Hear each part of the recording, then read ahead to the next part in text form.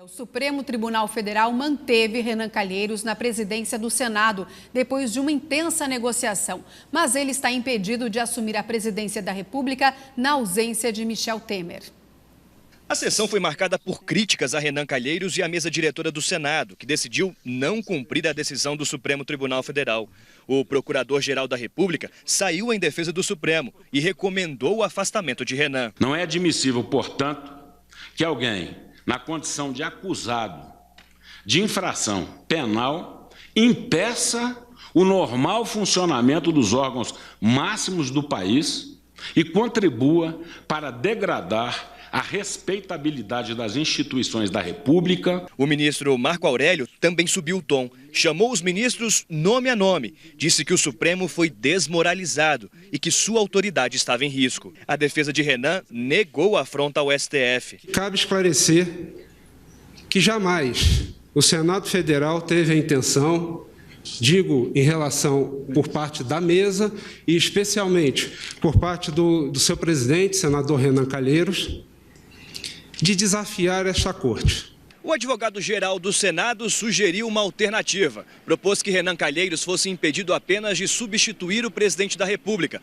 mas que continuasse na presidência do Senado. O ministro Marco Aurélio foi contra. Disse que essa opção seria uma meia-sola constitucional e um jeitinho brasileiro. Mas em um gesto raro, o ministro Celso de Mello pediu para votar antes, corrigiu seu posicionamento anterior e aceitou o pedido. A maioria dos ministros acompanhou Celso de Mello e por 6-3, Renan continua na presidência do Senado e fica impedido de substituir o presidente da República. Prisco, uma boa tarde para você. Fale. Você está indignado, né? Dá para ver que você está indignado. Alguma surpresa com essa decisão? Total, né? Mas como é que é a história? A prerrogativa constitucional não é da pessoa, é do cargo. Ora, que história é essa? Renan Calheiros continua presidente do Senado, mas fica fora da linha sucessória. Depois de Michel, que era o vice, assumiu a presidência da República, não tem vice, agora também não tem presidente do Senado. Depois dele é Rodrigo Maia e Carmen Lúcia do Supremo Tribunal Federal. Isso lembra o julgamento de Dilma Rousseff. Foi cassada, mas teve seus direitos políticos preservados. Ora, a partir do momento que foi cassada, perde os direitos políticos. A partir do momento em que é réu Renan Calheiros, ele automaticamente, não podendo estar na linha sucessória, não pode estar na presidência do Senado. Faz favor. Não dá para compreender essa decisão do Supremo. Não é só a opinião pública que fica com o pé atrás em relação ao Supremo, que a opinião pública queria o afastamento de Renan. O Supremo não é uma casa que deve fazer o que a opinião pública quer. Não é porta-voz da população. Ela tem que cumprir a Constituição. Ele, o Supremo, precisa cumprir a Constituição. Perfeito? Tudo bem. Agora, não é possível que uma figura do quilate de Renan Calheiros, uma figura lamentável, uma figura de um comportamento político desprezível, seja preservado em nome de um acordão. Sim, foi isso que aconteceu, um acordão. O Palácio do Planalto não queria um petista na presidência do Supremo. Ia colocar em risco a governabilidade.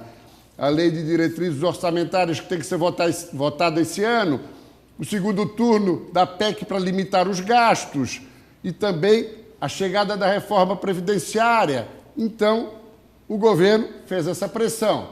Por outro lado, o Renan Calheiros, Juliano, o que ele fez?